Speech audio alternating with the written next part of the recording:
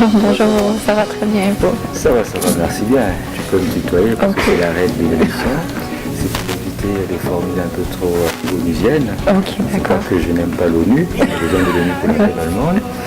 Mais écoute, merci beaucoup de nous recevoir ici. C'est un plaisir pour moi. Et comme tu sais, la règle de l'émission voudrait que tu te présentes, que tu nous parles un peu de ton parcours. Ok. Ce que tu as fait jusqu'à présent. Ok. Est-ce que ça va? Oui, ça va. Ok, excellent. Donc si tu veux bien, est-ce que tu peux nous dire un peu c'est quoi ton parcours? Oui, mon parcours académique, il est depuis le collège. J'ai pris des cours en art créatif et j'ai fait tout mon collégial à étudier en art, soit la sculpture, aussi le dessin, la peinture et autre chose. Et par la suite, je me suis dirigée à l'université où j'ai poursuivi encore des études en art, publicité aussi. Alors j'ai touché tout ce qui est art, là j'aime ça, y toucher un peu. Père est artiste, aussi il est sculpteur, il est peintre, dessinateur, il aime toucher à plusieurs choses. Et mon oncle aussi du côté paternel aussi est artiste. Alors depuis que j'ai vu ce talent-là chez moi, ça l'a réveillé un sens. Alors j'ai continué sur cette ligne-là parce que j'ai vraiment aimé ça. Finalement, c'est héréditaire, c'est de père en fille. Oui. C'est très bon. Ça représente quoi pour toi, la peinture en soi? C'est un moyen pour moi de m'accomplir. C'est un moyen, c'est parce que je suis une personne qui aime qui aime réaliser des choses de mes propres mains. Alors l'art est une façon pour moi de m'exprimer, de m'évader aussi dans un autre monde. Alors je me trouve bien quand je fais de l'art, ça m'apporte la paix, ça m'apporte beaucoup de choses qui sont très positives. Alors c'est pour ça que j'aime vraiment l'art. Quand je me retrouve dans un musée par exemple, je suis éblouie par ce que je vois et je peux rester là des heures à regarder, à analyser un tableau, à essayer de comprendre qu'est-ce que l'artiste a voulu peindre, et les techniques, et le matériel qu'il a utilisé. Tout ça, je peux passer des heures dans un musée. Ouais. Excellent. Mais toi, lorsque tu peins, est-ce que tu as des messages particuliers que tu aimerais faire passer? Le message que j'essaye de passer, c'est plus la simplicité, la beauté dans sa plus belle forme, la plus naturelle que possible. Pourquoi ça? Parce que j'ai un artiste peintre favori qui étale tous les artistes sur la planète. C'est Dieu. Ah, excellent. Regardons tout simplement la nature, les choses qu'il a créées. On se dit, il n'y a pas une autre personne qui peut recréer ça. Alors, quand je vois un arbre, j'essaye de peindre cet arbre-là. Je n'arriverai jamais à peindre comme l'arbre me paraît présentement. Alors, c'est, comme on dit, c'est un challenge pour moi de continuer dans cet art-là. Quel âge que tu as réalisé ta première œuvre? Et c'était quoi? C'était à l'âge, à l'adolescence environ, ça fait un peu longtemps. C'est un tableau reconnu, mais je ne me rappelle pas du nom de l'artiste. Ce tableau-là, je l'ai encore chez nous. Il va rester là. Oui. C'est vrai que c'est ce genre de pièces, on les garde à la maison. L'évolution de cette première œuvre, est-ce que c'était le signe d'un départ ou... C'était un accomplissement, surtout le fait de la réussite à présent, parce que j'ai eu une bonne note à l'école, et ça m'a démontré au moins que je peux le faire et je peux aussi aller plus loin en continuant à travailler dans ce domaine-là.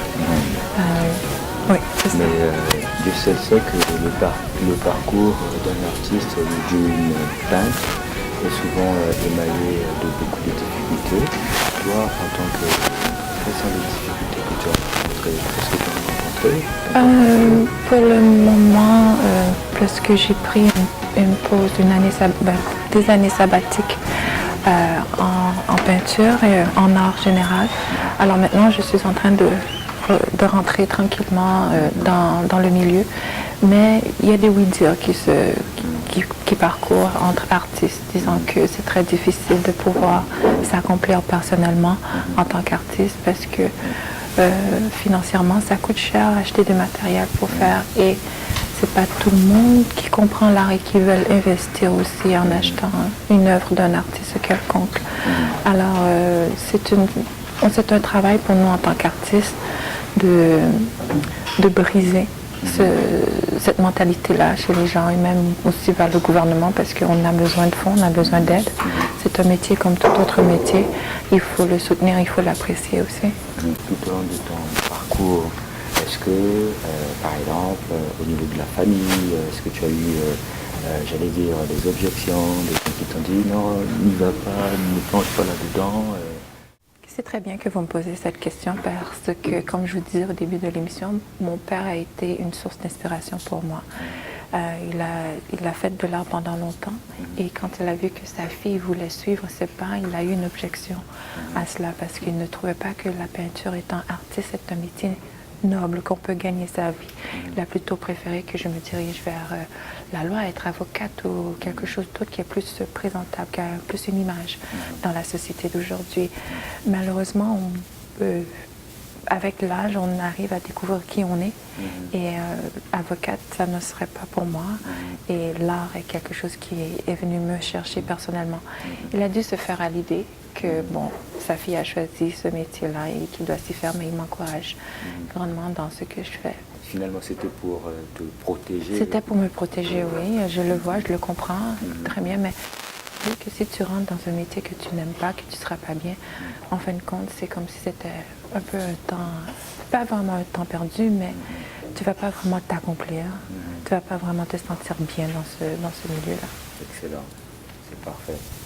Donc là, on va visiter les quelques pièces que tu as sélectionnées parmi ta nombreuse collection. Ok, d'accord. Okay, merci. C'est vraiment un chef-d'œuvre. C'est vraiment impressionnant ça. Oui, ça c'est quelques-unes de mes œuvres. Il faut dire aussi que la raison pour laquelle que je suis en train de faire ces tableaux-là, c'est parce que je me prépare pour une exposition bientôt avant la fin de l'année. Alors ces œuvres-là, l'exposition ont deux thèmes différents. Alors il y a un thème avant tout qui va représenter le côté noir, le côté afro, l'historique, la beauté aussi de la culture noire. Et aussi il y a une autre partie de l'exposition où est-ce que ça va toucher simplement l'art en général, les belles images, la couleur, la texture. Et c'est ça qu'on peut voir ici, un mélange des deux que j'ai apporté aujourd'hui. Excellent, excellent. C'est vraiment magnifique ce que tu peins. On voit vraiment que c'est plusieurs représentations. Je veux dire, il y a par exemple la mère avec son fils, je suppose. Mais ça représente quoi? Pourquoi avoir par exemple peint ce tableau-ci? C'est l'image qui m'a attirée. Aussi, il y a un message qui passe à travers cette image. Les couleurs qui sont représentées aussi sur ce tableau. Chacun d'entre nous qui va voir ce tableau va véhiculer ce message. Ce tableau va véhiculer quelque chose chez cette personne. Alors, pour moi, c'était vraiment la beauté, la simplicité. Et le mère et un enfant, c'est toujours quelque chose de réconfortant à regarder aussi. Excellent, parfait. D'où tires-tu ton inspiration? Parce que pour réaliser tous ces tableaux, il faut avoir une source d'inspiration, j'allais dire, un peu particulière. Oui, comme je l'ai dit un peu, c'est tout ce qui est de la beauté, de la simplicité. Qui va m'attirer l'œil. Là, je vais me dire que ça, pour moi, ça va être quelque chose que j'aimerais reproduire sur une toile en tant que telle. Par exemple, comme ce tableau-là, c'est un papillon sur une fleur. Quand j'ai vu cette image, j'ajoute un peu aussi ma touche personnelle sur le tableau, avec l'agencement de couleurs et tout, avec tous les détails. Mais en simplifiant ça aussi d'une certaine façon, parce que aller chercher l'exactitude, il faut vraiment être talentueux pour y arriver. Ce que tu es. Ouais.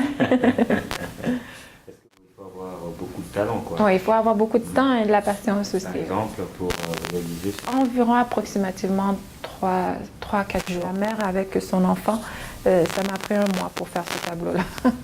Il paraît celui-ci. Ça demande de la concentration et les couleurs.